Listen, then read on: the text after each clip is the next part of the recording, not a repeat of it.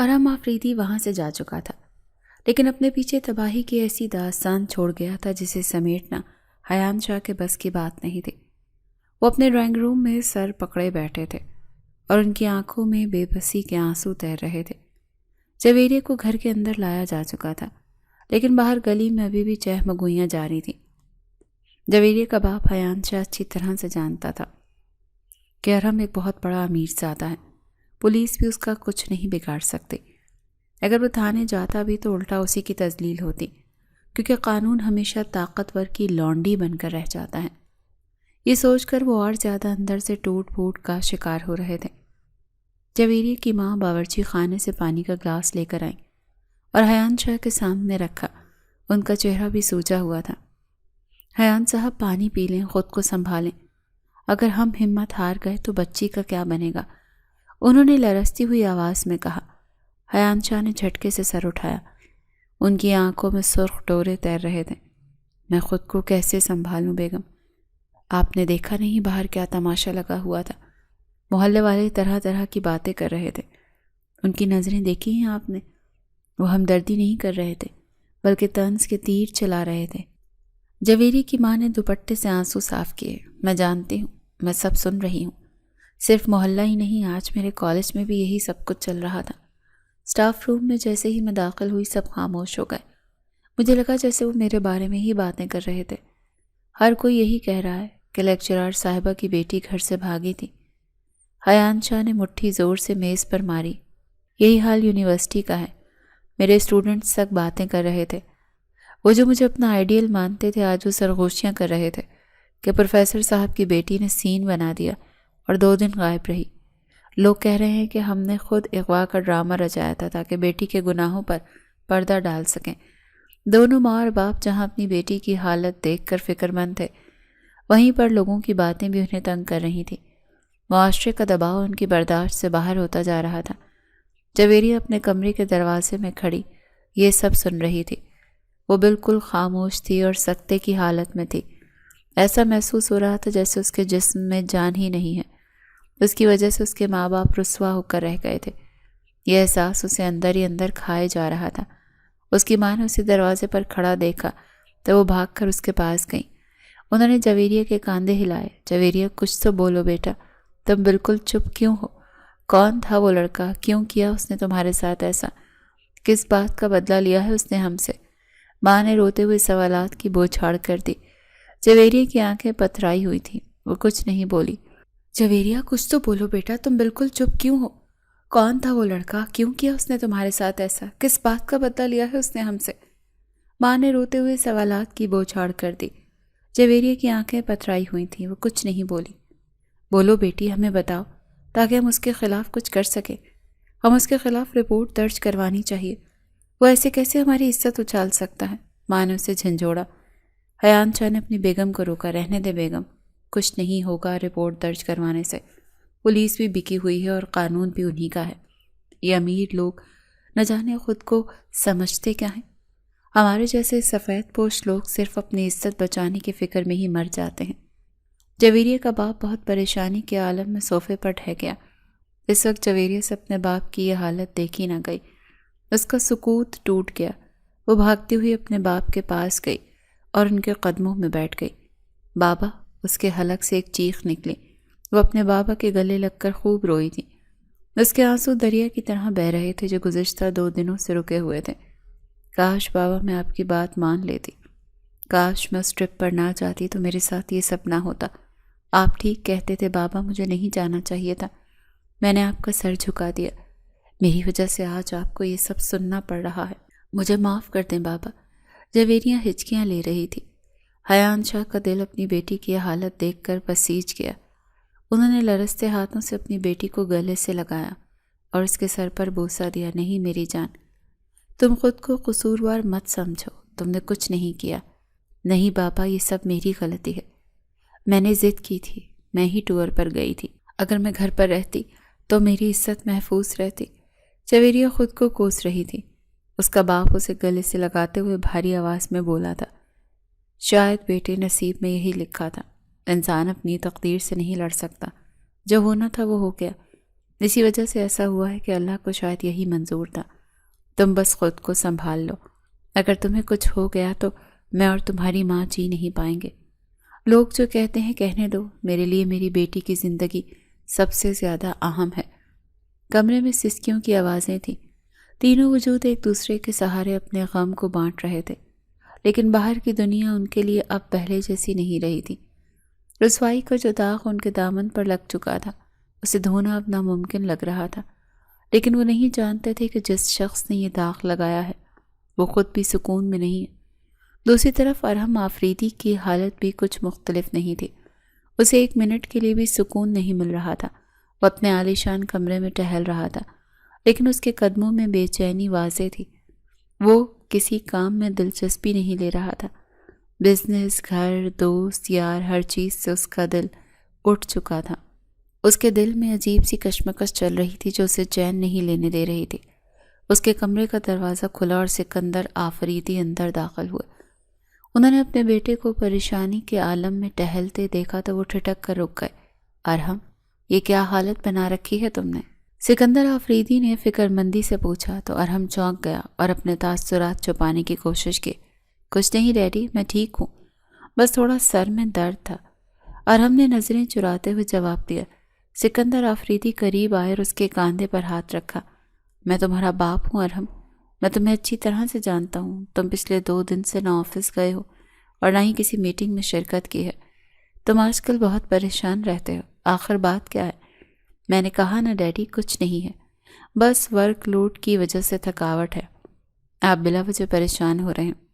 ارحم نے ان کا ہاتھ کاندھے سے ہٹایا اور کھڑکی کی طرف مڑ گیا۔ سکندر آفریدی نے گہرا سانس لیا۔ وہ جانتے تھے کہ ان کا بیٹا کچھ چھپا رہا ہے۔ وہ کمرے سے باہر نکل آئے جہاں لاؤنج میں ارحم کی سوتیلی ماں شانزیہ بیگم بیٹھی تھی۔ شانیزہ نے تم نے ارحم سے بات کی؟ سکندر آفریدی نے صوفے پر بیٹھتے ہوئے پوچھا۔ وہ مجھے کچھ نہیں بتا رہا، تم اس کی ماں ہو، شاید تمہیں کچھ بتا دے۔ شانیزہ بیگم نے افسوس سے سر ہلایا۔ سکندر، آپ اچھی طرح سے تو جانتے ہیں، اسے تو یہی لگتا ہے کہ میں اس کی سوتیلی ماں ہوں تو اس سے محبت نہیں کرتی۔ وہ مجھ سے اپنے دل کی بات کہاں کرتا ہے؟ میں نے صبح بھی ناشتے پر پوچھنے کی کوشش کی تھی، لیکن وہ میز چھوڑ کر ہی چلا گیا۔ سکندر آفریدی خاموش ہو گئے۔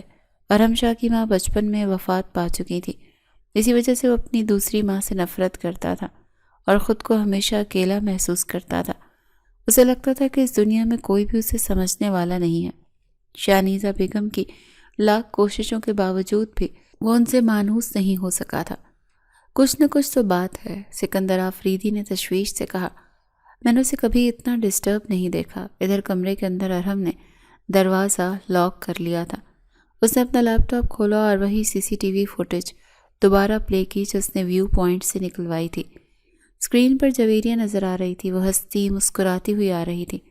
اس کے چہرے پر بے خوفی تھی اور وہ زندگی سے بھرپور لگ رہی تھی۔ ارحم بار بار CCTV فوٹیج نکال کر دیکھتا۔ پہلے جب وہ یہ ویڈیو دیکھتا تھا تو اسے غصہ آتا تھا، لیکن اب اسے غصہ نہیں آ رہا تھا، بلکہ نہ جانے کیوں یہ لڑکی ہنستی مسکراتی آئی تھی۔ اس کی معصومیت دیکھ کر ارحم کا دل کٹ رہا تھا۔ اس کی زندگی کو میں نے اجیرن بنا دیا۔ ارحم نے اسکرین پر انگلی پھیرتے ہوئے خود کلامی کی۔ یہ اس کا پچھتاوا تھا جو اسے اندر ہی اندر کھا رہا تھا۔ وہ اس پچھتاوے کی آگ میں بری طرح جھلس رہا تھا۔ اس نے لیپ ٹاپ بند کیا اور سر پکڑ کر بیٹھ گیا۔ کیا کر سکتا ہوں میں اب اس کے لیے؟ ارحم نے دیواروں سے مخاطب ہو کر کہا۔ کچھ سمجھ نہیں آ رہا۔ میری وجہ سے وہ کتنا ذلیل ہوئی ہے۔ میں نے صرف اپنا بدلہ دیکھا، میں نے یہ نہیں سوچا کہ وہ ایک لڑکی ہے۔ اس کے کانوں میں جویریہ کی وہ سسکیاں گونجنے لگیں جب وہ قید میں تھی۔ میں نے تو یہ کبھی بھی نہیں سوچا تھا کہ کسی کی ذات کو میری وجہ سے بھی دکھ پہنچ سکتا ہے۔ ارحم خود کو ملامت کرنے لگا۔ میں تو سمجھتا تھا کہ میں بہت طاقتور ہوں، میں کچھ بھی کر سکتا ہوں، لیکن میں نے اپنی طاقت کا استعمال ایک کمزور لڑکی پر کیا۔ وہ کرسی سے اٹھا اور آئینے کے سامنے کھڑا ہو گیا۔ اسے اپنا عکس بہت بھیانک لگ رہا تھا، اور میں نے اسے صرف دکھ نہیں دیا بلکہ اس کا کردار بھی گندا کر دیا۔ ارحم نے نفرت سے آئینے میں خود کو دیکھا۔ محلے کے لوگ، اس کے رشتہ دار، سب اب اس پر انگلیاں اٹھا رہے تھے۔ ایک لڑکی کے لیے اس کی عزت سے بڑھ کر کچھ نہیں ہوتا، اور میں نے وہی چھین لی۔ اس کی آنکھوں میں نمی تیرنے لگی۔ وہ ارحم آفریدی جو کبھی کسی کے سامنے نہیں جھکا تھا، آج اپنے ہی ضمیر کے سامنے ہار چکا تھا۔ میں اس لائق نہیں ہوں کہ اس سے معافی بھی مانگ سکوں۔ ارحم نے ندامت سے سر جھکا لیا۔ معافی تو چھوٹی غلطیوں کی ہوتی ہے، میں نے جو کیا ہے وہ گناہ ہے۔ میں نے ایک ہنستے کھیلتے گھرانے کو تباہ کر دیا۔ اسے سمجھ نہیں آ رہا تھا کہ وہ اس غلطی کا ازالہ کیسے کرے۔ اس کا دل چاہ رہا تھا کہ وہ بھاگ کر جائے اور سب کو بتا دے کہ جویریہ پاک ہے، غلطی ارحم کی ہے، لیکن وہ جانتا تھا کہ معاشرہ اس کی بات کا یقین نہیں کرے گا، بلکہ باتیں مزید بگڑ جائیں گی۔ یہ احساس جرم اسے پل پل مار رہا تھا۔ ارحم کی سوتیلی ماں شانیزہ بیگم کو جب ارحم کی پریشانی کا علم ہوا تو انہیں لگا کہ شاید شادی ہی اس کا واحد حل ہے۔ وہ ہاتھ میں کچھ تصاویر لے کر ارحم کے کمرے میں داخل ہوئیں۔ ارحم اس وقت کھڑکی کے پاس کھڑا باہر خلا میں گھور رہا تھا۔ ارحم بیٹا ذرا میری بات تو سنو، شانیزہ بیگم نے نرمی سے کہا۔ دیکھو یہ لڑکیاں کتنی پیاری ہیں، یہ سب بہت اچھے اور اونچے گھرانوں کی ہیں اور تمہارے معیار کے مطابق ہیں۔ ان میں سے کوئی ایک پسند کر لو، شادی کرو گے تو تمہاری یہ پریشانی خود بخود ختم ہو جائے گی۔ ارحم نے پلٹ کر دیکھا اور جھنجھلاہٹ سے کہا، مام میں آپ کو کتنی بار کہہ چکا ہوں، مجھے ان تصویروں میں کوئی دلچسپی نہیں ہے، آپ پلیز مجھے اکیلا چھوڑ دیں، میرا دماغ پہلے ہی بہت الجھا ہوا ہے۔ لیکن بیٹا کب تک ایسے رہو گے؟ میں تمہاری ماں ہوں، تمہارا بھلا چاہتی ہوں۔ شانیزہ بیگم نے اصرار کیا۔ میں نے کہہ دیا نا کہ مجھے نہیں کرنی ہے ان میں سے کسی سے شادی۔ ارحم نے سختی سے انکار کیا، لیکن پھر اگلے ہی لمحے اس کی ذہن میں خیال آیا۔ اس نے فیصلہ کر لیا کہ اب مزید چھپانے کا فائدہ نہیں ہے، اسے اپنے باپ سے بات کرنی ہی ہوگی۔ وہ کمرے سے نکلا اور سیدھا سکندر آفریدی کے پاس لاؤنج میں پہنچا۔ سکندر آفریدی اخبار پڑھ رہے تھے۔ بابا مجھے آپ سے کچھ ضروری بات کرنی ہے، ارحم نے سنجیدگی سے کہا۔ سکندر آفریدی نے اخبار نیچے رکھا اور بیٹے کی طرف متوجہ ہوئے۔ ہاں بولو ارحم، میں سن رہا ہوں۔ بابا مجھے شادی کرنی ہے، ارحم نے بغیر کسی تمہید کے کہا۔ سکندر آفریدی کے چہرے پر خوشی کی لہر دوڑ گئی۔ وہ اپنی جگہ سے اٹھ کر کھڑے ہوئے۔ ارے واہ، یہ تو بہت بڑی خوشخبری ہے۔ اس سے بڑی خوشی کی بات اور کیا ہو سکتی ہے کہ میرا بیٹا اب بھی گھر بسانا چاہتا ہے؟ اسی وجہ سے تم اتنے پریشان تھے؟ سکندر آفریدی نے ہنستے ہوئے کہا۔ تمہارے لیے لاکھوں ہزاروں لڑکیاں ہیں، اچھے گھرانوں کی، اچھی فیملیوں کی، اور بہت سے رشتے تمہارے لیے آ چکے ہیں، لیکن تم رد کر چکے ہو۔ اب بتاؤ وہ خوش قسمت کون ہے؟ کون سی لڑکی ہے جو تمہیں پسند آ گئی ہے؟ ارحم نے نظریں جھکا لیں۔ بتاؤں گا بابا آپ کو، لیکن پہلے آپ مجھ سے ایک وعدہ کریں، آپ کو اس پر کوئی اعتراض نہیں ہوگا۔ سکندر آفریدی نے مسکراتے ہوئے کہا، میرے بیٹے کی پسند پر مجھے بھلا کیا اعتراض ہو سکتا ہے؟ میں تمہاری خوشی میں خوش ہوں، لیکن ایک بات یاد رکھنا بیٹا، لڑکی ہماری کلاس کی ہونی چاہیے۔ مڈل کلاس لڑکی ہمارے ساتھ اور ہمارے ماحول میں ایڈجسٹ نہیں کر پائے گی، ہمارے رہن سہن کے طریقے الگ ہیں۔ لیکن بابا وہ لڑکی کوئی عام لڑکی نہیں ہے۔ ارحم نے فوراً دفاع کیا۔ تبھی شانیزہ بیگم جو پیچھے کھڑی یہ سب سن رہی تھی بیچ میں بول پڑی، اگر وہ مڈل کلاس ہے تو عام ہی ہے نا، ہمارے سٹیٹس کی تو نہیں ہو سکتی۔ ارحم کو اپنی سوتیلی ماں کی بات پر شدید غصہ آیا۔ عام نہیں ہے وہ چلا کر بولا، بہت خاص ہے وہ میرے لیے، اس کی بات ہی الگ ہے، آپ لوگ اسے عام کہہ کر اس کی توہین مت کریں۔ اس کے بعد ارحم کے ہونٹوں پر نرمی اتر آئی۔ اس کے باپ نے یہ سب دیکھ کر حیرت سے اس کی طرف دیکھا۔ ارحم کے لہجے میں جو ملکیت اور درد تھا وہ سکندر آفریدی سے چھپا نہ رہ سکا۔ تو تمہیں وہ لڑکی پسند ہے؟ سکندر آفریدی نے پوچھا۔ ہے کون وہ اور تم اسے کہاں ملے؟ ہمیں بھی تو بتاؤ اس کے بارے میں۔ ارحم نے گہرا سانس لیا اور اپنے باپ کی آنکھوں میں دیکھا۔ اب سچ بولنے کا وقت آ گیا تھا۔ بابا میں نے اس لڑکی پر بہت بڑا دھبا لگا دیا ہے۔ ارحم کی آواز بھر آئی۔ اپنا بدلہ لینے کی خاطر میں نے اسے اغوا کر لیا۔ یہ وہی لڑکی ہے جس کے اغوا کا شور 2 دن پہلے مچا تھا۔ یہ بات سن کر اس کا باپ ہکا بکا رہ گیا تھا۔ سکندر آفریدی کو اپنی سماعت پر یقین نہیں آیا۔ ان کے پیروں تلے سے زمین نکل گئی۔ کیا کہہ رہے ہو تم؟ سکندر آفریدی غصے سے چلائے۔ تم نے اسے اغوا کیا تھا؟ میں نے تمہاری ایسی تربیت تو نہیں کی تھی۔ ہاں پیسہ ہے ہمارے پاس، طاقت ہے، لیکن اس کا مطلب یہ نہیں کہ ہم کسی کی بھی عزت کو اچھال دیں گے۔ تم نے ایک شریف گھرانے کی لڑکی کے ساتھ یہ کیا؟ ارحم نے سر جھکا لیا۔ میں جانتا ہوں بابا، میں نے غلط کیا، یہی چیز مجھے تنگ کرتی ہے۔ آپ نہیں جانتے میں راتوں کو سو نہیں سکتا، میرے اندر کی بے چینی مجھے وحشت میں محسوس ہونے لگتی ہے، مجھے لگتا ہے میں پاگل ہو جاؤں گا۔ سکندر آفریدی نے غصے اور افسوس سے اپنے بیٹے کو دیکھا۔ तुम्हें अंदाज़ा भी है कि तुमने क्या किया? एक लड़की की इज्जत कांच की तरह होती है। मुझे बताएं मैं क्या करूं बाबा? अरहम ने बेबसी से पूछा। मुझे लगता है मुझे उस लड़की से मोहब्बत हो गई है और मैंने जो कुछ उसके साथ किया वो बहुत बड़ा गुनाह था। अब मैं इस गुनाह का अजाला करना चाहता हूँ। मैं उसे अपनाना चाहता हूँ और उसे वो इज्जत देना चाहता हूँ जो मैं नहीं उससे छीनी है। सिकंदर आफरीदी सोफे पर बैठ गए। वो सदमे में थे। उनका बेटा जो उनका फ़ख्र था आज उनके सामने एक मुजरिम की तरह खड़ा था और अपनी मोहब्बत की भीख मांग रहा था। सिकंदर आफरीदी अभी अरहम की बात पर गौर कर ही रहे थे कि पास खड़ी अरहम की सौतेली माँ शानीज़ा बेगम की बर्दाश्त जवाब दे गई।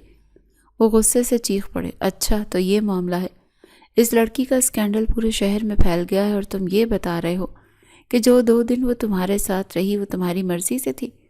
लोग तो नहीं ना जानते कि वो तुम्हारे साथ थे। तुम्हें अंदाज़ा है लोग क्या कहेंगे? शानीज़ा बेगम ने हाथ नचाते हुए मजीद कहा, लोग उंगलियां उठाएंगे हम पर। हमारा एक नाम है, एक मकाम है।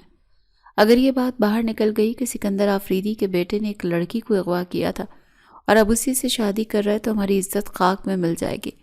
दुनिया क्या कहेगी कि हमने एक बदनाम लड़की को अपने घर की बहू बना लिया। अरहम की एक और धाड़ निकली। उसने गुस्से से अपनी सौतेली माँ की तरफ देखा। बस कीजिए मॉम, मैं मजीद एक लफ्ज़ नहीं सुनूंगा। जो कुछ भी है वो मेरी वजह से हुआ है और मैंने ही उसके साथ गलत किया है। इसमें उस लड़की का कोई कसूर नहीं है। बदनाम वो नहीं हुई बल्कि मैंने उसे बदनाम किया है। ये कहते हुए अरहम ने अपनी मुट्ठियां भींच ली थी। उसके चेहरे पर बला की संजीदगी थी। अब इस सब को दुरुस्त भी मैं ही करूँगा। मैंने उसकी ज़िंदगी ख़राब की है तो अब मैं ही उसे संवारूँगा।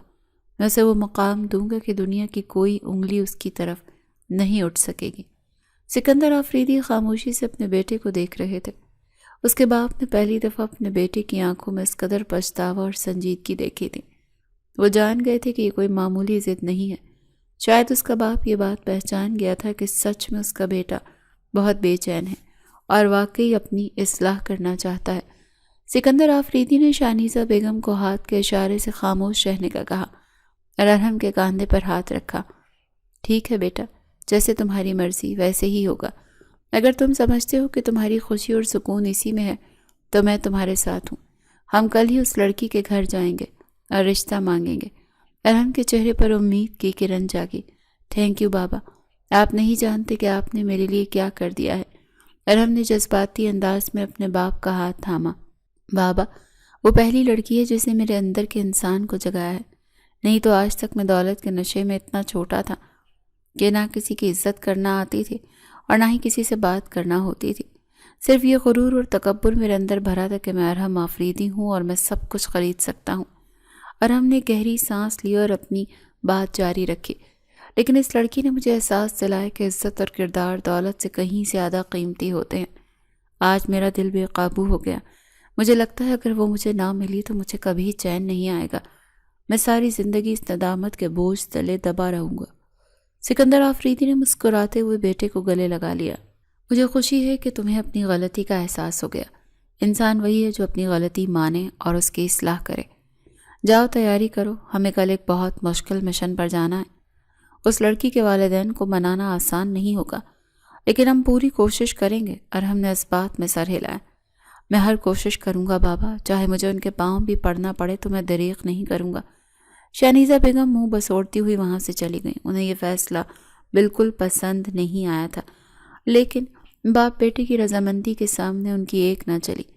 और हमको अब एक नई जंग लड़नी थी। जवेरिया के घर वालों का सामना करना था और उनसे माफ़ी मांगना, जो शायद दुनिया का सबसे मुश्किल तरीन काम था। लेकिन वो इसके लिए तैयार था क्योंकि अब उसकी ज़िंदगी का मकसद सिर्फ जवेरिया की खोई हुई इज्जत बहाल करना और उसकी मोहब्बत हासिल करना था। दूसरी तरफ जवेरिया का हाल दिन ब दिन बिगड़ता जा रहा था। वो कुछ ही दिनों में सूख कर कांटा हो गई थी। सारे रिश्तेदारों और मोहल्ले के लोगों की बातों के तीर उसके दिल पर लग रहे थे जो उसे अंदर ही अंदर ख़त्म किए जा रहे थे। उसके माँ बाप उसे तसल्ली भी देते रहते थे, मेरी बच्ची तुम क्यों खुल रही हो, हमें लोगों की बातों की परवाह नहीं है, हम तुम्हें अच्छे से जानते हैं कि तुम बेकसूर हो। उसकी माँ ने उसे खाना खिलाने की कोशिश करते हुए कहा, मामा मैं कैसे ना परवाह करूं, आप देख रही हैं बाबा नज़रें झुकाकर घर आते हैं। मुझे तो ये डर है कि कहीं मेरी वजह से उन्हें कुछ हो न जाए। جویری نے نوالا منہ میں رکھنے سے انکار کر دیا۔ اس کے دل کو سکون نہیں تھا اور گھر میں ایک عجیب سی نحوست چھائی ہوئی تھی۔ اچانک سے اس کے فون کی گھنٹی بجی، وہ چونک گئی۔ اس نے فون اٹھایا تو اسکرین پر ایک انجان نمبر جگمگا رہا تھا۔ اس کا دل عجیب سے وہم میں مبتلا ہو گیا تھا۔ اس نے کانپتے ہاتھوں سے فون کاٹ دیا، لیکن تھوڑی دیر کے بعد ہی فون کی گھنٹی دوبارہ بجی۔ اس نے نہ چاہتے ہوئے بھی فون اٹینڈ کر لیا اور کان سے لگایا۔ ہیلو، اس کی آواز لرز رہی تھی۔ تم ٹھیک ہو نا؟ دوسری طرف سے ایک بھاری اور جانی پہچانی مردانہ آواز آئی۔ یہ الفاظ اور یہ آواز سنتے ہی اس کے پیروں کے نیچے سے زمین نکل گئی۔ اس کا دل جیسے حلق میں اٹک گیا تھا اور ہاتھ کانپنے لگے تھے۔ یہ وہی ہے، اس نے دل میں سوچا۔ خوف کی ایک لہر اس کے جسم میں دوڑ گئی۔ اس نے فوراً فون کاٹ دیا اور موبائل بیڈ پر پھینک دیا۔ یہ مجھے کیوں فون کر رہا ہے؟ اب باقی کیا رہ گیا؟ وہ خوفزدہ ہو کر خود سے باتیں کرنے لگی۔ لیکن دوسری دفعہ پھر جب فون بجا تو اب کی بار اس نے خود ہمت دلوائی۔ اس کے خوف کی جگہ اب غصے نے لے لی تھی۔ اب کیا چاہتا ہے یہ مجھ سے؟ میں اسے چھوڑوں گی نہیں۔ وہ غصے سے فون کی طرف بڑھی اور کال ریسیو کی۔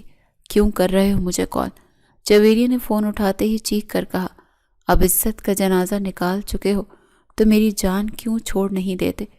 کیا میرے ماں باپ کو کسی کے سامنے سر اٹھانے کے قابل نہیں چھوڑا تم نے؟ اور اب بھی تمہیں سکون نہیں ملا؟ دوسری طرف ارحم خاموشی سے اس کی باتیں سن رہا تھا۔ اس کی خاموشی جویریہ کے غصے کو مزید بڑھا رہی تھی۔ بولو، کیوں فون کیا ہے؟ تم جیسے امیر زادوں کو نہ ندامت محسوس ہوتی ہے، نہ ہی کبھی کسی کا احساس ہوتا ہے۔ پیسہ ہے نا تمہارے پاس، تو تم سمجھتے ہو کہ تمہارا کوئی کچھ بھی بگاڑ نہیں سکتا۔ ہم جیسے انسان تو تمہارے لیے کیڑے مکوڑے ہیں۔ دیکھو میری بات سنو جویریہ۔ ارحم نے دھیمے لہجے میں بات کرنے کی کوشش کی۔ جویریہ کا پارا ہائی ہو گیا۔ خبردار، اگر اپنی ناپاک زبان سے میرا نام بھی لیا تو۔ وہ اس پر ایک دفعہ پھر چلائی۔ مجھے اپنا نام تمہاری زبان سے سن کر گھن آتی ہے۔ دوبارہ مجھے فون مت کرنا ورنہ میں خودکشی کر لوں گی اور اس کے ذمہ دار تم ہوگے۔ جویریہ نے بات مکمل کرتے ہی فون زور سے بند کر دیا تھا اور بیڈ پر گر کر رونے لگی۔ اگلے ہی دن محلے میں 2 بڑی سیاہ گاڑیاں داخل ہوئی تھیں۔ ارحم آفریدی اپنے باپ سکندر آفریدی کے ساتھ اس کے گھر پہنچا تھا۔ گاڑیوں کا یہ قافلہ دیکھ کر محلے والے جمع ہو گئے۔ حیان شاہ شور سن کر گھر سے باہر آئے تو سامنے ارحم کو دیکھ کر ان کا خون کھول اٹھا۔ تم؟ حیان شاہ نے غصے سے کہا۔ کیوں آئے ہو میرے گھر پر؟ اگر تم امیر نہ ہوتے تو کیا سمجھتے ہو کہ کبھی بھی کسی بھی وقت کسی کی بھی عزت اچھال دو گے اور پھر دندناتے ہوئے آ جاؤ گے؟ ہمارے گھر کی عزت اب کافی لٹ چکی ہے، اور کیا چاہیے آپ کو؟ چلے جاؤ یہاں سے۔ ارحم سر جھکائے کھڑا تھا۔ اس کے چہرے پر بے چینی اور درد واضح تھا جو حیان شاہ کے غصے کے سامنے ڈھال بنا ہوا تھا۔ تبھی سکندر آفریدی آگے بڑھے اور نہایت عاجزی سے بولے۔ حیان صاحب، ہم یہاں تماشا لگانے نہیں آئے، ہم عزت لوٹانے آئے ہیں۔ عزت لوٹائی نہیں جا سکتی جناب۔ جو داغ آپ کا بیٹا لگا چکا ہے وہ کبھی نہیں دھل سکتا۔ حیان شاہ نے تلخی سے جواب دیا۔ عزت واپس لینی ہے۔ کیا مطلب ہے اس بات کا؟ مطلب یہ ہے کہ ہم بیٹھ کر بات کر سکتے ہیں۔ سکندر آفریدی نے سنجیدگی سے کہا۔ ہمیں صرف 10 منٹ دے دیں۔ حیان شاہ نے انکار کرنا چاہا، لیکن سکندر آفریدی نے پیچھے کھڑے باڈی گارڈ کی لائن کی طرف اشارہ کرنے کے بجائے گلی میں ادھر ادھر دیکھا۔ کافی لوگ انہیں دیکھ رہے تھے اور باتیں بنا رہے تھے۔ حیان شاہ سمجھ گئے کہ یہاں کھڑے رہ کر بات کرنے سے مزید تماشا بنے گا۔ آئیے اندر۔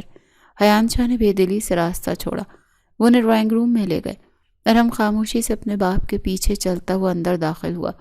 اس کا دل زور زور سے دھڑک رہا تھا کیونکہ اب اصل امتحان شروع ہونے والا تھا۔ وہ جانتا تھا کہ جویریہ کے باپ کو منانا آسان نہیں ہوگا، لیکن وہ اپنی ندامت کا بوجھ ہلکا کرنے کے لیے ہر بات سننے کو تیار تھا۔ ڈرائنگ روم میں ماحول انتہائی کشیدہ تھا۔ سکندر آفریدی اور ارحم صوفے پر بیٹھے تھے جبکہ حیان شاہ ان کے سامنے غصے سے کھڑے تھے۔ سکندر آفریدی نے بات کا آغاز کیا۔ حیان صاحب، ہم جانتے ہیں کہ ہم آپ کا دل دکھا چکے ہیں، لیکن ہم اس کا ازالہ کرنا چاہتے ہیں۔ ہم یہاں آپ کی بیٹی جویریہ کا رشتہ مانگنے آئے ہیں، اپنے بیٹے ارحم کے لیے۔ یہ سنتے ہی حیان شاہ کے تو تن بدن میں آگ لگ گئی۔ وہ ایک دم سے اچھل پڑے۔ کیا کہا آپ نے؟ رشتہ؟ حیان شاہ چیخے۔ خبردار، جو میری بیٹی کا نام اپنی زبان پر لائے تو تمہارے اس بیٹے کو میں اپنی بیٹی کا رشتہ دوں گا؟ ہرگز نہیں۔ ایسا کبھی نہیں ہوگا، یہ سوچنا بھی مت۔ انکل پلیز میری بات سنیں۔ ارحم نے بولنے کی کوشش کی۔ خاموش رہو تم۔ حیان شاہ نے انگلی اٹھا کر اسے تنبیہ کی۔ ابھی اور اسی وقت میرے گھر سے نکل جاؤ، دروازہ کھلا ہے، نہیں تو پھر دھکے دے کر یہاں سے نکال دوں گا۔ میں نہیں ڈرتا تم پیسے والوں سے، نہ ہی تمہارے ان باڈی گارڈ سے۔ میری بیٹی کی زندگی تم نے پہلے ہی برباد کر دی ہے، اب کیا جان لینے کے لیے آئے ہو اس کی؟ ارحم اپنی جگہ سے اٹھ کر کھڑا ہوا۔ اس کی آنکھوں میں نمی تھی۔ اس نے حیان شاہ کے سامنے اپنے دونوں ہاتھ جوڑ دیے۔ انکل پلیز مجھے معاف کر دیں، آپ نہیں جانتے میں کس قدر بے چین ہوں۔ ارحم کی آواز لرز رہی تھی۔ میں آج تک کبھی کسی کے سامنے جھکا نہیں، نہ ہی کبھی میرا سر جھکا ہے، لیکن آج میں آپ کے سامنے کھڑا ہوں، صرف احساس ندامت مجھے یہاں تک لے کر آیا ہے۔ پلیز مجھے ایک موقع دیں، پلیز مجھے معاف کر دیں، کیونکہ مجھے لگتا ہے کہ میں جویری کے بنا نہیں رہ سکتا۔ میں اسے وہ ساری خوشیاں دوں گا جو میں نے اس سے چھینی ہے۔ اس نے سیدھے اور صاف الفاظ میں اپنے باپ اور جویریے کے باپ سے کہہ دیا تھا۔ حیان شاہ اسے حیرت سے دیکھ رہے تھے۔ اتنا مغرور شخص آج ان کے سامنے ہاتھ جوڑے کھڑا تھا۔ جویریے کی ماں جو دروازے کی اوٹ میں کھڑی سب سن رہی تھی، غصے سے باہر آئیں اور اپنے شوہر سے مخاطب ہوئیں۔ حیان صاحب، ان کی باتیں مت سنیں، انہیں گھر سے نکال دیں۔ یہی لوگ ہماری بربادی کا تماشا دیکھنے آئے ہیں۔ ابھی وہ انہیں جانے کا کہہ رہی تھی کہ تبھی جویریہ کمرے میں داخل ہوئی۔ اس کا چہرہ سپاٹ تھا اور آنکھوں میں ویرانی۔ بابا رک جائیں، جویریہ کی آواز گونجی۔ سب نے پلٹ کر اسے دیکھا۔ ٹھیک ہے، مجھے اس سے شادی سے کوئی اعتراض نہیں، آپ رشتہ قبول کر لیں۔ جویریہ کے منہ سے یہ بات سن کر اس کا باپ اور ماں دونوں ہی ہکا بکا رہ گئے تھے۔ حیان شاہ کو لگا کہ شاید انہوں نے غلط سنا ہے۔ بیٹا تم ہوش میں تو ہو؟ تم جانتی ہو نا کہ تم کیا کہہ رہی ہو؟ یہ وہی شخص ہے جس نے تمہیں اغوا کیا تھا۔ حیان شاہ نے اسے جھنجھوڑا۔ میں جانتی ہوں بابا، جویری نے اسپاٹ لہجے میں کہا، لیکن میں یہ بھی جانتی ہوں کہ میرے پاس اور کوئی راستہ نہیں ہے۔ میں یہ سب کچھ آپ کی اور مما کی عزت کے لیے ہی کر رہی ہوں، کیونکہ جتنی باتیں اس کی ارحم کے ساتھ منسوب ہو چکی تھیں اور محلے میں جو افواہیں پھیل چکی تھیں، اپنے ماں باپ کی عزت بچانے کے لیے اسے اس سے بہتر راستہ اور کوئی نہیں ملا۔ ارحم یہ بات سنتے ہی خوش ہو گیا۔ ارحم کو لگا شاید اس نے اسے معاف کر دیا اور اسے اپنا لیا، لیکن ایسا کچھ نہیں تھا۔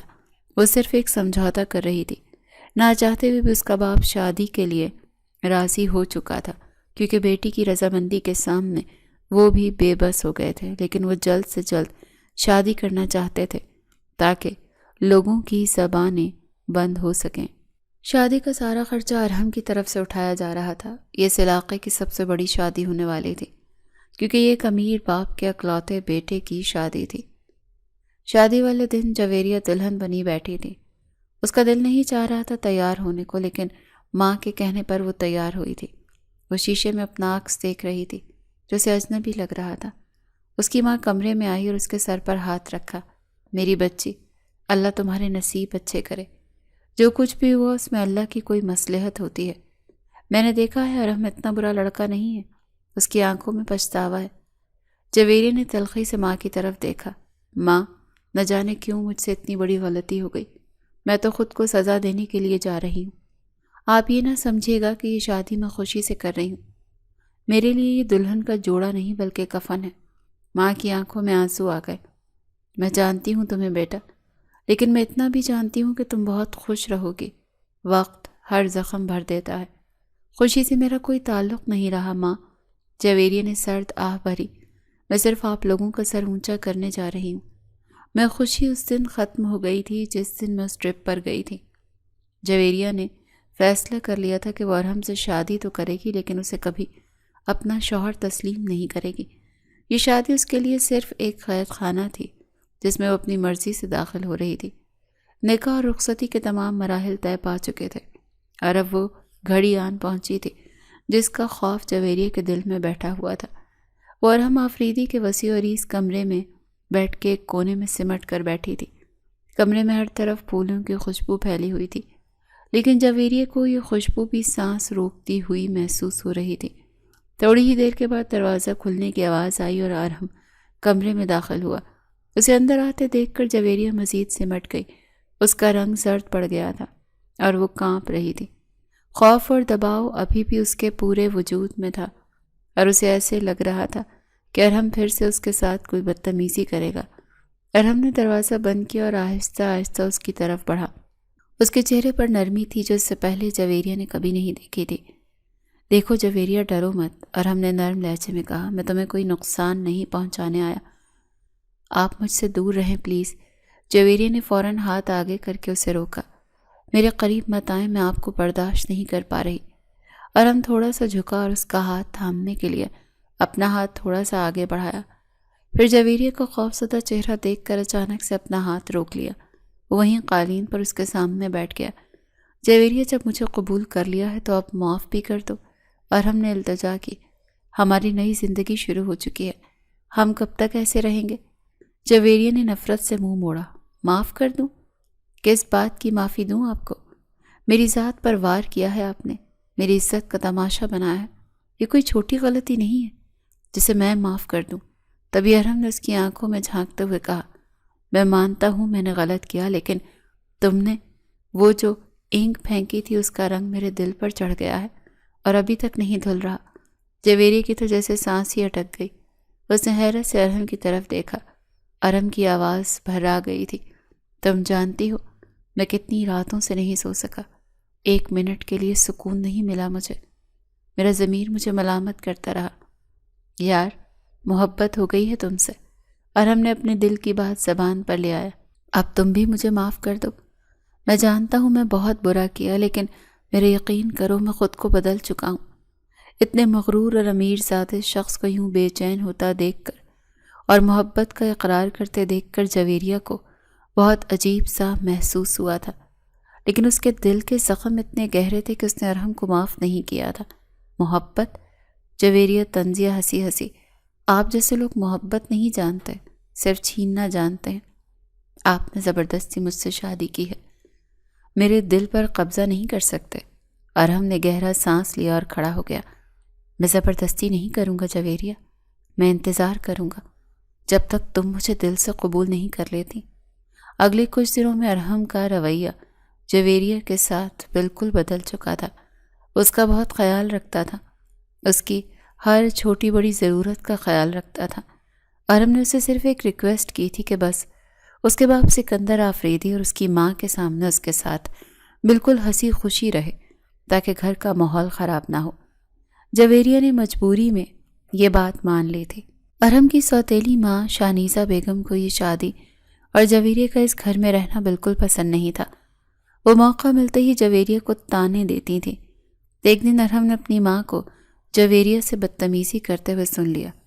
وہ فوراً بیچ میں آیا اور اپنی ماں، جو کہ اس کی سوتیلی ماں تھی، اسے واضح الفاظ میں تنبیہ کی، موم، یہ میری بیوی ہے اور اس کو اس گھر میں اتنا ہی حق حاصل ہے جتنا آپ کا ہے۔ میں اپنی بیوی کی توہین برداشت نہیں کروں گا۔ یہ یہاں پر اپنی مرضی سے جیے گی اور کوئی اس پر حکم نہیں چلائے گا۔ ارحم نے مکمل طور پر کہہ چکا تھا کہ جویریہ کی عزت اس کی عزت ہے۔ جویریہ وہاں کھڑی یہ سب سن رہی تھی۔ یہاں کی آسائش، آرام، سکون اور ارحم کی حمایت دیکھ کر بھی نہ جانے کیوں اس کے دل میں ایک ہی بات تھی کہ میں ایک اغوا شدہ لڑکی ہوں جس کے ماں باپ کی عزت اس دنیا میں رسوا ہو کر رہ گئی تھی۔ سچ میں ارحم نے اسے وہ محبت اور پیار دیا جس کی وہ حقدار تھی اور جس کا وعدہ اس نے اس کے باپ سے کیا تھا، لیکن ابھی تک جویریہ کے دل میں ارحم کی محبت نہیں جاگی تھی۔ وہ ارحم کو اپنی بربادی کا ذمہ دار سمجھتی تھی اور اسے معاف کرنے کے لیے تیار نہیں تھی۔ وقت تیزی سے گزر رہا تھا۔ ان کی شادی کو 6 ماہ کا عرصہ گزر چکا تھا، لیکن ان کے درمیان برف پگھلنے کا نام نہیں لے رہی تھی۔ ارحم اپنی پوری کوششوں کے باوجود اس کا دل جیتنے میں کامیاب نہیں ہو سکا تھا۔ وہ جب بھی اس کے قریب جانے کی کوشش کرتا، جویریہ دیوار بن جاتی۔ آج بھی ارحم آفس سے جلدی گھر آیا تھا۔ اس کے ہاتھ میں خوبصورت گفٹ باکس تھا۔ وہ کمرے میں داخل ہوا تو جویریہ کھڑکی کے پاس کھڑی باہر دیکھ رہی تھی۔ جویریہ، دیکھو میں تمہارے لیے کیا لایا ہوں۔ ارحم نے مسکراتے ہوئے اس کی توجہ حاصل کرنی چاہی۔ جویریہ نے مڑ کر دیکھا اور اسپاٹ لہجے میں کہا، مجھے آپ کی کسی چیز کی ضرورت نہیں۔ آپ جانتے ہیں مجھے ان تحفوں سے کوئی خوشی نہیں ملتی ہے۔ سی مسکراہٹ سمٹ گئی۔ اس نے باکس میز پر رکھا اور اس کے قریب آیا۔ آخر تم کب تک ایسا کرو گی؟ 6 مہینے ہو گئے جویریہ، میں تھک گیا ہوں تمہاری بے رخی سہتے سہتے۔ ارحم نے اس کے کاندھے پر ہاتھ رکھنا چاہا۔ جویریہ بجلی کی سی تیزی سے پیچھے ہٹی، جیسے اسے کرنٹ لگا ہو۔ دور ہو جاؤ مجھ سے۔ जवेरिया चिल्लाई। मैंने आपसे कितनी बार कहा है कि मेरे करीब मत आया करें। घिन आती है मुझे आपके वजूद से। मुझे आपका लम्स बर्दाश्त नहीं होता। अरहम को लगा जैसे किसी ने उसके दिल पर खंजर चला दिया हो। उसका चेहरा फक पड़ गया। वो चंद लम्हे उसे देखता रहा, फिर उसकी आवाज़ में भी तलखी दर आई। अगर तुम्हें मुझसे इतनी ही नफरत है तो बता क्यों नहीं देती? क्या तुम मुझसे अलग होना चाहती हो? बोलो जवेरिया। अगर तुम तलाक चाहती हो तो मैं तुम्हें आज़ाद करने को तैयार हूँ, हालांकि मैं तुम्हारे बिना मर जाऊँगा। जवेरिया ने नज़रें झुका ली। नहीं, मैं तलाक नहीं लेना चाहती। क्यों? अरहम ने हैरत से पूछा। जब तुम्हें मुझसे घिन आती है, मेरे साथ क्यों रहना चाहती हो? मैंने शादी की थी मजबूरी में, ताकि माँ बाप की इज्जत बच सके। जवेरिया ने तलखी से जवाब दिया। मैं तलाक लेकर अपने वालिदैन को दोबारा माशरे में तमाशा नहीं बनाना चाहती। मैं आपके साथ रहूँगी, सारी उम्र रहूँगी, लेकिन कभी मैं आपको वो सुकून और मोहब्बत नहीं दे पाऊँगी जो आप चाहते हैं। आप मेरे जिस्म के मालिक हो सकते हैं, लेकिन मेरी रूह और दिल पर आपका कोई इख्तियार नहीं है। अरहम उसके जवाब पर तड़प उठा। वो तेज़ी से आगे बढ़ा और उसके सामने जाकर खड़ा हुआ। वैसे जवेरिया के दोनों हाथ थाम लिए। छोड़े मुझे। जवेरिया ने हाथ छुड़ाने की कोशिश की। नहीं छोड़ूंगा। अरहम की आंखों में नमी और जुनून था। यार, और कितनी सज़ा दोगी मुझे? मैं मानता हूँ मैंने गलती की थी, लेकिन मैं अपनी गलती की तलाफ़ी कर रहा हूँ ना। मैं तुम्हारे कदमों में पड़ने को तैयार हूँ। जितनी सज़ा तुम दे रही हो, ये सज़ा सहते सहते मैं मर जाऊँगा। मेरे लिए बहुत मुश्किल है ये सब। जवेरिया ने मुंह फेर लिया। आप नहीं जानते मेरे अंदर क्या चल रहा है। अरहम उसके बिल्कुल करीब आया था। इसी लम्हे जवेरिया की सांस रुकती हुई महसूस हुई। उसके बाजों के हिसार में थी, लेकिन खुद को छुड़ाना चाहती थी। उसी लम्हे उसने खुद को मज़ीद करीब किया और उसकी आंखों में देखा। कितना सब्र करवाओगी और मुझसे? अरहम ने शिकस्त खुर्दा लहजे में कहा। मोहब्बत में इतना सब्र नहीं होता जवेरिया। मेरा ज़ब्त टूट रहा है। मैं इंसान हूँ, कोई पत्थर नहीं, लेकिन मैं आपसे मोहब्बत नहीं करती। जवेरिया ने अटल लहजे में कहा। यही तो मैं चाहता हूँ कि तुम भी मुझसे इतनी मोहब्बत करो जितनी मैं तुमसे करता हूँ। अरहम ने उसकी पेशानी पर अपना माथा टिकाया। चलती फिरती लाश बना दिया है तुमने मुझे। इतनी बड़ी सज़ा भी मुझे मिल गई। 6 महीने हो गए हमारी शादी को, लेकिन कभी 1 मिनट के लिए भी मैं तुम्हारी मोहब्बत का हकदार नहीं हुआ। क्या ये सज़ा कम है मेरे लिए? अरहम की आवाज़ में इतना दर्द था कि जवेरिया भी एक पल के लिए लरज़ गई। अब फिर तुम मुझे सज़ाए मौत सुनाओगी, क्योंकि तुम्हारी मोहब्बत ना पाकर मुझे लगता है मैं एक दिन खुद को मुजरिम समझकर मर जाऊंगा। मैं घुट घुट कर जी रहा हूँ। मुझे इस कैद से यहाँ तो आज़ाद कर दो, या फिर मुझे अपना लो। ये अधूरी जिंदगी मुझसे नहीं गुजारी जाती। कमरे में अरहम की भारी सांसें और जवेरिया की खामोशी गूंज रही थी। अरहम की आंखों में उम्मीद की एक किरण थी जो बुझती जा रही थी। वो अपनी मोहब्बत की भीख मांग रहा था, लेकिन जवेरिया अभी भी अपनी ज़िद और नफ़रत के खौल में बंद थी। कुछ दिन मज़ीद इसी तरह गुजर गए और उनके ताल्लुकात में कोई ख़ास बेहतरी नहीं आई थी। अरहम अपनी कोशिशें जारी रखे हुए था, जबकि जवेरिया अपनी ज़िद पर कायम थी। एक सुबह नाश्ते की मेज़ पर अरहम के वालिद सिकंदर आफरीदी ने उन दोनों को अपने पास बुलाया। वो बहुत खुश नज़र आ रहे थे। अरहम और जवेरिया, ज़रा इधर आओ बेटा, मेरे पास बैठो, सिकंदर आफरीदी ने शफ़क़त से कहा। अरहम और जवेरिया खामोशी से उनके पास बैठ गए। देखो बच्चों, शादी को 6 महीने हो चुके हैं और तुम लोग अभी तक कहीं बाहर घूमने नहीं गए। घर की 4 दीवारी में रहकर इंसान उकता जाता है। सिकंदर आफरीदी ने एक लिफाफा मेज़ पर रखा। इसीलिए मैं चाहता हूँ कि तुम दोनों हनीमून के लिए यूरोप जाओ। ये मेरी तरफ से तुम दोनों के लिए गिफ्ट है। इसमें टिकट्स और होटल की सारी बुकिंग मौजूद है। अरहम ने चौंक कर अपने बाप की तरफ देखा और फिर जवेरिया की तरफ, जिसके चेहरे पर नागवारी के तासुरात उभर आए थे। डैडी, अभी काम का बहुत लोड है, मैं नहीं जा सकता, अरहम ने बहाना बनाया। کیونکہ وہ جانتا تھا کہ جویریہ کبھی نہیں مانے گی۔ کام تو ساری زندگی چلتا رہے گا ارحم، سکندر صاحب نے اصرار کیا۔ میں کچھ نہیں سننا چاہتا۔ تم دونوں کل صبح کی فلائٹ سے جا رہے ہو۔ جویریہ نے فوراً نفی میں سر ہلایا۔ بابا پلیز مجھے نہیں جانا، میری طبیعت بھی ٹھیک نہیں رہتی اور میرا سفر کرنے کا بالکل بھی کوئی موڈ نہیں ہے۔ آپ ارحم کو بھیج دیں، میں گھر پر ہی ٹھیک ہوں۔ بیٹا یہ تم کیا کہہ رہی ہو؟ ارحم اکیلا ہنی مون پر جائے گا؟ سکندر صاحب ہنس پڑے۔ دیکھو جویریہ، تم میری بیٹیوں جیسی ہو، کیا تم اپنے بابا کی بات کو ٹالو گی؟ میں تمہارے چہرے پر خوشی دیکھنا چاہتا ہوں۔ تھوڑا سا ماحول بدلے گا تو تم دونوں کو اچھا لگے گا۔ میری خاطر مان جاؤ۔ سکندر صاحب کے لہجے میں اتنا پیار اور مان تھا کہ جویریہ انکار نہ کر سکی۔ اسے اپنے سسر کا دل رکھنا ہی پڑا۔ جی بابا، اگر آپ کہتے ہیں تو ہم چلے جائیں گے۔ جویریہ نے بمشکل حامی بھری۔ ارحم نے حیرت سے جویریہ کو دیکھا لیکن خاموش رہا۔ اگلی صبح وہ دونوں ایئرپورٹ جانے کے لیے تیار تھے۔ ارحم بہت خاموش تھا کیونکہ وہ جانتا تھا کہ جویریہ صرف مجبوری میں اس کے ساتھ جا رہی ہے۔ وہ دونوں گاڑی میں بیٹھے، ارحم کے ساتھ اس کے محافظوں کی گاڑیاں بھی آگے پیچھے تھی۔ گاڑی سڑک پر رواں دواں تھی اور ان کے درمیان ہمیشہ کی طرح خاموشی چھائی ہوئی تھی۔ اگر تم نہیں جانا چاہتی تو ہم ابھی بھی واپس مڑ سکتے ہیں جویریہ۔ ارحم نے خاموشی توڑی۔ میں بابا کو سنبھال لوں گا۔ نہیں، اب ہم نکل چکے ہیں تو چلتے ہیں۔ میں بابا کا دل نہیں دکھانا چاہتی۔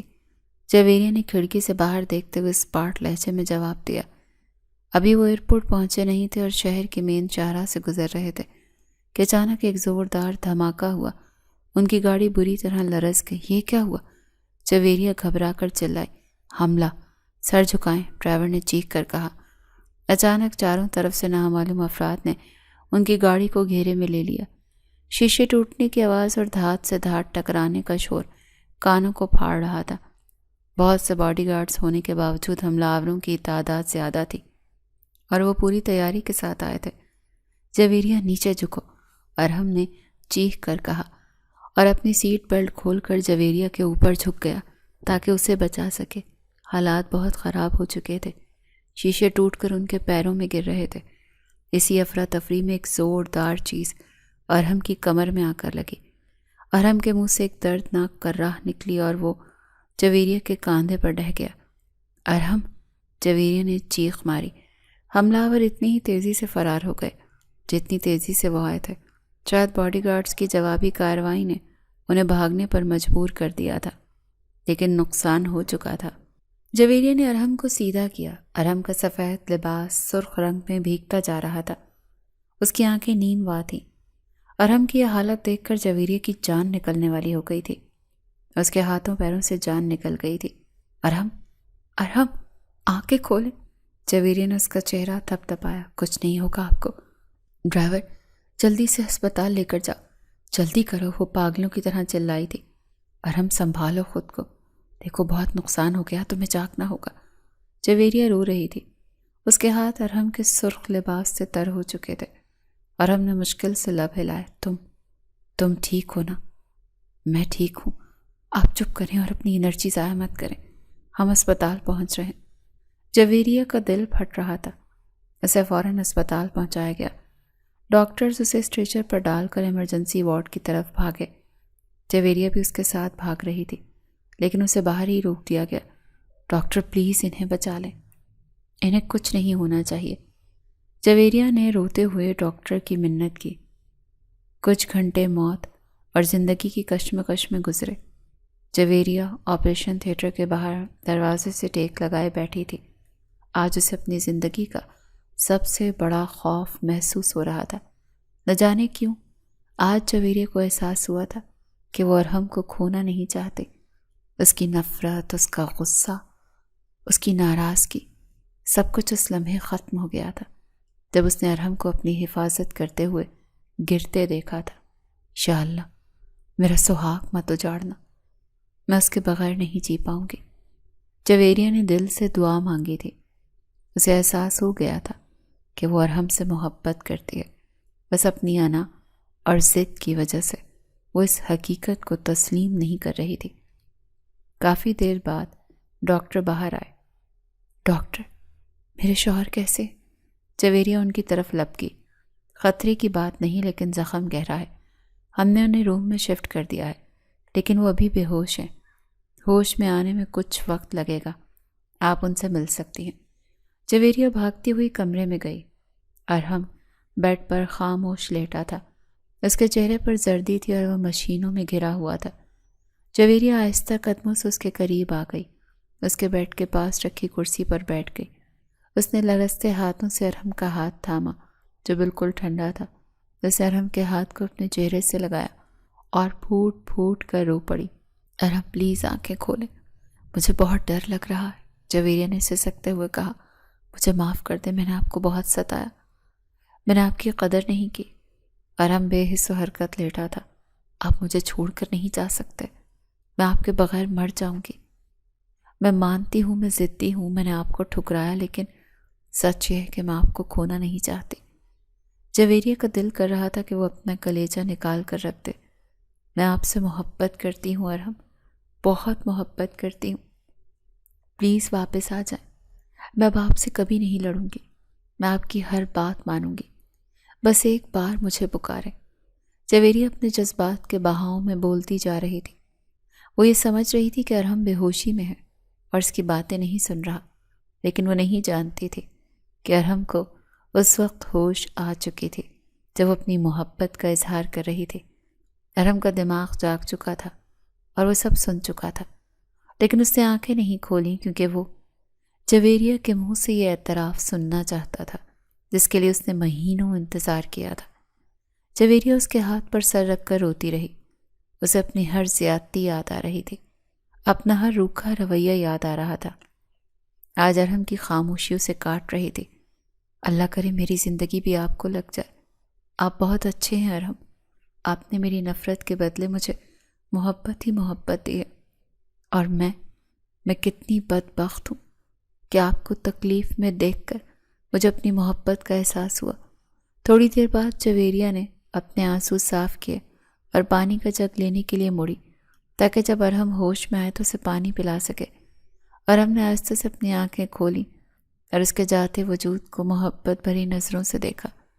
اس کے دل میں سکون اتر آیا تھا۔ وہ تکلیف میں تھا، لیکن یہ تکلیف اس خوشی کے سامنے کچھ بھی نہیں تھی جو اسے جویریہ کے الفاظ سن کر ملی تھی۔ اسپتال سے ڈسچارج ہونے کے بعد ارحم گھر آ چکا تھا اور اب تیزی سے صحت یاب ہو رہا تھا۔ اس کے زخم مندمل ہو رہے تھے، سب سے بڑھ کر یہ کہ جویریہ اس کا سایہ بن کر اس کے ساتھ رہتی تھی۔ آج دوپہر کے وقت جویریہ اس کے لیے سوپ لے کر آئی تھی۔ ارحم بیڈ پر ٹیک لگائے بیٹھا تھا۔ چلیں جلدی سے یہ ختم کریں، ڈاکٹر نے کہا ہے کہ آپ کو طاقت کی ضرورت ہے۔ جویریہ نے چمچ اس کے منہ کے قریب کیا۔ ارحم نے نخرے سے منہ دوسری طرف کر لیا۔ میرا دل نہیں چاہ رہا، بہت بد ذائقہ ہوتا ہے یہ۔ ارحم ضد مت کریں، آپ نے دوائی بھی کھانی ہے، جویریہ نے اسے ڈانٹا۔ ارحم مسکرا دیا اور خاموشی سے سوپ پینے لگا۔ جب وہ سوپ پی چکا تو جویریہ خالی پیالہ ٹرے میں رکھ کر وہاں سے اٹھنے ہی والی تھی کہ ارحم نے تیزی سے اس کا ہاتھ پکڑ لیا۔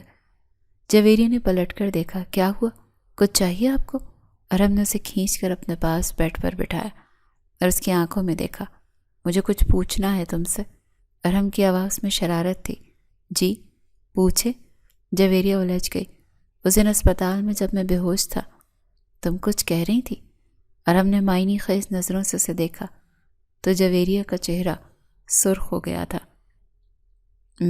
میں تو کچھ نہیں کہہ رہی تھی، آپ کو وہم ہوا ہوگا۔ اچھا، ارحم نے اس کا ہاتھ دبایا۔ میں نے اپنے کانوں سے سنا تھا، تم کہہ رہی تھی کہ میں ارحم کو کھونا نہیں چاہتی اور میں ان سے محبت کرتی ہوں۔ کیا میں نے غلط سنا تھا؟ جویریہ نے شرما کر نظریں جھکا لیں۔ وہ پکڑی گئی تھی۔ ہاں کہا تھا، اس نے دھیمی آواز میں اعتراف کیا، کیونکہ مجھے احساس ہو گیا تھا کہ میں آپ کے بغیر نہیں رہ سکتی۔ ارحم کے چہرے پر اطمینان پھیل گیا۔ اس نے جویریہ کی ٹھوڑی پکڑ کر اس کا چہرہ اوپر کیا۔ اب اظہار کر چکی ہو تو معاف بھی کر دو، محبت انہی سے کی جاتی ہے جن کو معاف کر دیا ہو۔ اس کی آواز سن کر جویریہ کی آنکھوں میں آنسو آ گئے، لیکن ہونٹوں پر مسکراہٹ پھیل گئی۔ میں نے معاف کیا ارحم، دل سے معاف کیا۔ ارحم کے چہرے پر فاتحانہ مسکراہٹ تھی۔ یوں ان دونوں کی زندگی ہنسی خوشی گزرنے لگی۔ ارحم ایک پل کے لیے بھی اسے خود سے جدا نہیں کرتا تھا۔ کچھ دن بعد ارحم نے اچانک اعلان کیا کہ وہ الگ گھر میں شفٹ ہو رہے ہیں۔ لیکن کیوں ارحم؟ ڈیڈی کیا کہیں گے؟ جویری نے پریشانی سے پوچھا۔ میں ڈیڈی کو سمجھا چکا ہوں، ارحم نے سنجیدگی سے کہا۔ میں جانتا ہوں میری سوتیلی ماں تمہیں پسند نہیں کرتی اور میں تمہیں ان کے زہریلے رویے کا نشانہ نہیں بننے دوں گا، لیکن اصل حقیقت اس سے بھی زیادہ خوفناک تھی جو ارحم کو بعد میں معلوم ہوئی۔ تفتیش کے دوران پکڑے گئے ملزمان نے اعتراف کیا تھا کہ وہ جان لیوا حملہ جویریہ کو مروانے کے لیے کروایا گیا تھا، لیکن غلطی سے ارحم زخمی ہو گیا اور یہ حملہ کروانے والی کوئی اور نہیں بلکہ ارحم کی اپنی سوتیلی ماں شانیزہ بیگم تھی۔ یہ سچ جان کر ارحم غصے سے پاگل ہو گیا تھا۔ وہ پولیس لے کر گھر پہنچا۔ میں آپ کو نہیں چھوڑوں گا موم، آپ نے میری بیوی، میری جان کو مارنے کی کوشش کی ہے، میں آپ کو جیل بھجواؤں گا، وہ کڑی سے کڑی سزا دلواؤں گا۔ ارحم دھاڑا۔ شانیزہ بیگم قدموں میں گر کر رو رہی تھی۔ مجھے معاف کر دو ارحم، میں حسد میں اندھی ہو گئی تھی، میں ڈر گئی تھی کہ لڑکی تمہاری جائیداد پر قابض ہو جائے گی، مجھے آپ کی کوئی بات نہیں سننی۔ ارحم نے پولیس کو اشارہ کیا، رک جائیں۔ ارحم، جویریہ بیچ میں آ گئی۔ جویریہ ہٹو سامنے سے، اس عورت نے تمہیں مارنے کی کوشش کی لیکن یہ آپ کی ماں ہے، ماں جیسی ہے۔ جویریہ نے ارحم کا ہاتھ تھاما۔ اگر یہ جیل گئیں تو ڈیڈی کی بدنامی ہوگی اور وہ یہ صدمہ برداشت نہیں کر سکیں گے۔ میں نے انہیں معاف کیا، آپ بھی معاف کر دیں۔ جویری کے کہنے پر اور شانیزہ بیگم کے گڑ گڑانے پر ارحم نے پرچہ واپس لیا لیکن اس سے قطع تعلق کر لیا۔ اب وہ ایک الگ اور خوبصورت گھر میں رہتے تھے۔ وقت تیزی سے گزرا اور ان کی خوشیوں میں مزید اضافہ تب ہوا جب اللہ نے انہیں ایک چاند سے بیٹے سے نوازا۔ آج وہ اپنے گھر کے لان میں بیٹھے تھے۔ جویری اپنے بیٹے کو گود میں لیے جھولا جھلا رہی تھی اور ارحم پاس بیٹھا ان دونوں کو محبت بھری نظروں سے دیکھ رہا تھا۔ کیا دیکھ رہے ہیں؟ جویری نے مسکرا کر پوچھا۔ اپنی دنیا دیکھ رہا ہوں۔ ارحم نے اس کا ہاتھ تھام لیا۔ تم نے میری زندگی بدل دی جویریہ۔ ارحم نے اسے مکمل آزادی کی زندگی دی تھی، کسی قسم کی کوئی روک ٹوک نہیں تھی۔ وہ اپنی مرضی کی مالک تھی لیکن اس کی مرضی اب ارحم کی خوشی میں ہی تھی۔ ارحم اس کی سانس سے سانس لیتا تھا اور یہی ان کی محبت کی معراج تھی۔